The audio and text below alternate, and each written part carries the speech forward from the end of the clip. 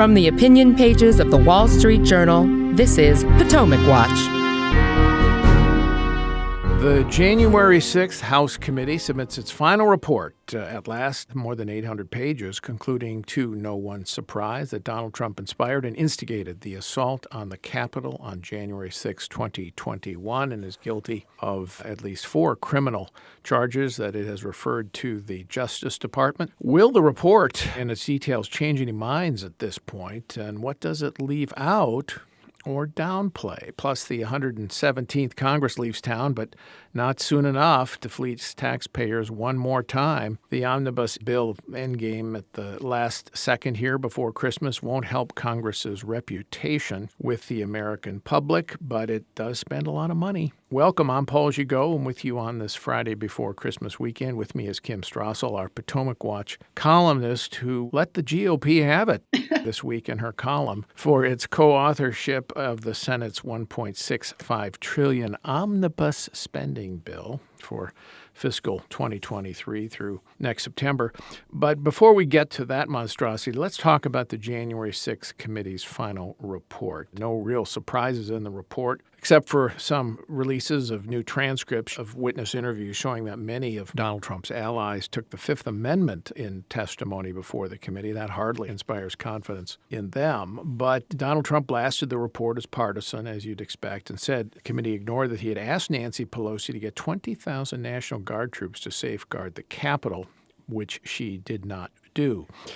Kim, before we get to Trump and the response to the security point, I think the threshold question for me in all of this is whether the committee makes the case that Trump is criminally liable for the riot. I mean, they've really reached here, in my view. Now, I believe he's morally and politically responsible for what happened. And the committee's evidence and testimony, I think, is added to the public record to that effect. But the committee just wasn't happy with doing that. They decided that they would push this issue of criminal liability. And, of course, Congress can't indict anyone, or we'd all probably be in jail at this point. But the Justice Department can, and they've referred to this to Justice, the committee has. What do you think about this point about whether they've made their case that Trump is criminally liable? Yeah, I completely agree with you, Paul. And by the way, I also agree that Trump bears total responsibility for a lot of the things that went wrong.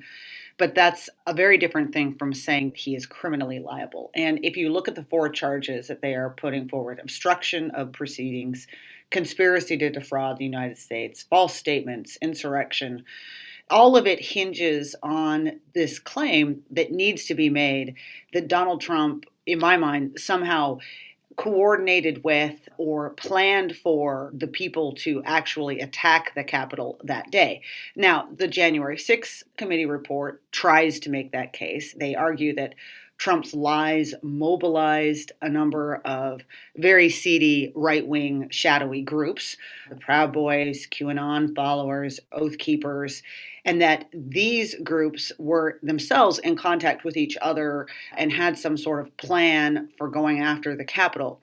That's sort of the basis of their argument. Only the problem is, Paul, that there's absolutely no evidence that Donald Trump was in touch with these people. That was something I was waiting to see in the report. Would they make that argument? And that the Justice Department had not pulled up in all of its investigations showing some actual link that Donald Trump ordered people to go and attack the Capitol. It's just not there.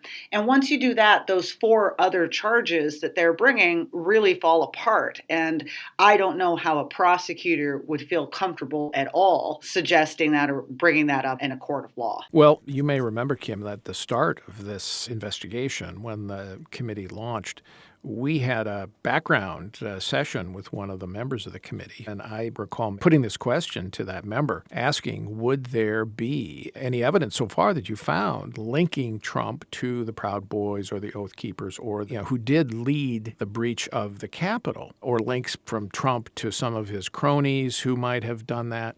And, the member said, well, we'll see, okay, when the investigation goes. And now at the end of it, they don't have it. There's no doubt they would have put it in there. Now they do talk about Trump's tweet in December saying, come to the Capitol on January 6th. It will be wild. That's reckless, irresponsible. But is it inciting an insurrection?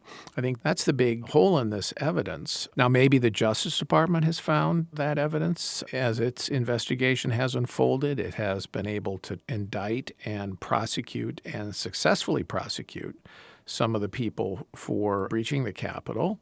What are they saying in testimony now if they're cooperating with justice? We don't know. But based on what's in the public record in the January 6th report and based on the lack of leaks of any evidence, and remember, this Justice Department leaks a lot.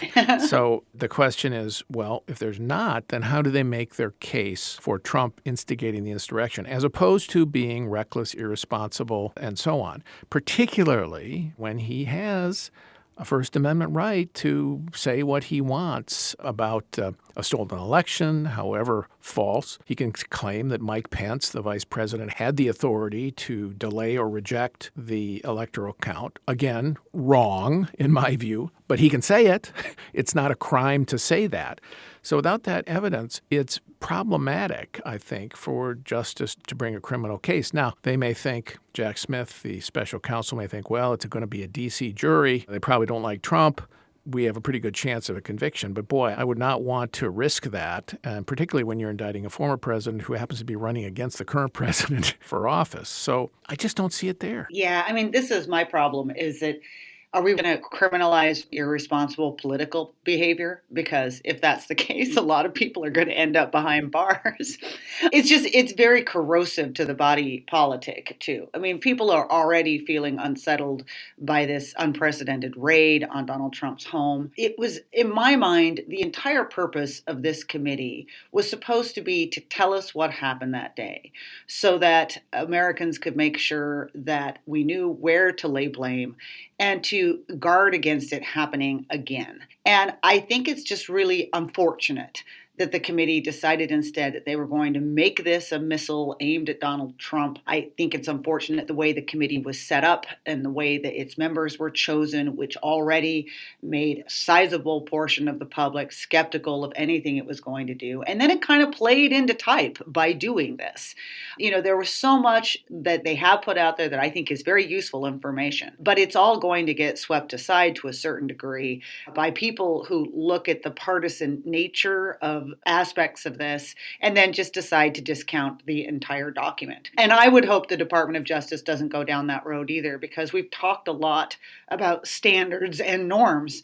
And one of the reasons Donald Trump drove everyone wild is because he abolished so many standards and norms, or ran through so many standards and norms. And that one of the sad things about this committee is it did the same thing in pursuit of Donald Trump. And it's a very vicious cycle. Another interesting thing here, I think, is that in focusing on what Trump was doing, the committee understates in some respects, I think, the degree of opposition by Republicans in and out of office to what he was attempting to do. When you look at the evidence the committee's put together, the alleged Trump conspiracy, if you want to say it's criminal, or the whole effort to overturn the election included who? Well, some of his cronies, some of his staff, a couple of folks at Justice, some outside lawyers, Mark Meadows as chief of staff at the time, John Eastman, the lawyer who gave him the advice that Pence could reject or delay the counting of the electoral votes, some backbench state legislators in some contested states, and then some Republicans on Capitol Hill who wanted to put in question the count in some states. That's really about it. Now, think about who opposed it. Well, there was everybody in his general counsel's office, including Pat Cipollone as general counsel, most Republican state legislators, including the most senior, GOP governors in those seats, state secretaries of state, Trump-appointed judges who heard the evidence of fraud that Trump brought and found it wanting, most Republican senators, and of course, his own vice president, Mike Pence. And his attorney general. And his attorney general, if that's correct. Now, the story in that sense isn't how close Trump came to overturn the election, but how implausible it all was and how far away he was from doing it. His effort had really no chance. This is not to discount anything that Trump is responsible for. But the point is, this was not a close-run thing. Even if Trump had stopped the electoral vote count, Trump could not have prevailed. The challenge would have gone to the Supreme Court, which would have ruled against him, I suspect, 9-0, maybe even 8-1. And the point I'm trying to make is not that what Trump did was somehow excusable. It was not. The point is the institutions of American democracy held. Oh, yeah. That's one of the sad things about this report is that it flips it on its head. To read this report, we were on the verge of it all collapsing. And even though the committee uses the testimony of many of those stand-up officials that you just mentioned, they don't really give them the credit for doing what they were supposed to do. They use it as a criticism, more evidence of Donald Trump's bad behavior. Again, it's kind of how you put the emphasis on it. And so they're listed in this document. Many of them cooperated and actually gave testimony. But the entire narrative of the report is such that it flips it on its head. And as a result, I think it's really unfair. It should have had a whole section as a shout out as for the many, many people who were abiding by the law and doing the right thing. You know, it's one of the more amusing memories I have of this when they were at full steam with these hearings over the summer is they were actually trying to tar more of the people in the Republican Party. And they ended up leaking this little bit of an email that they claimed to suggest showed that Senator Ron Johnson was in on the whole fake electors thing. And it was amusing because in the end, Ron Johnson's staff relieved the entire exchange, and it showed the opposite, that there was an attempt to kind of get him to help deliver some things, but he was in touch with Mike Pence, who said, you know, this is the situation. So it showed that they both did the right thing. That's one thing I'm actually really curious about, and I really hope the report ends up releasing the full transcripts of all of the discussions it had with people, because I have a certain suspicion as well that some of this might be cherry-picked in the report, and I'd like to know everything that everybody said. And on that point, I think the leak against Ron Johnson was partisan in the extreme. They were trying to take him out in the election. They knew he was running for re-election, and they tried to smear him, and yet Johnson won.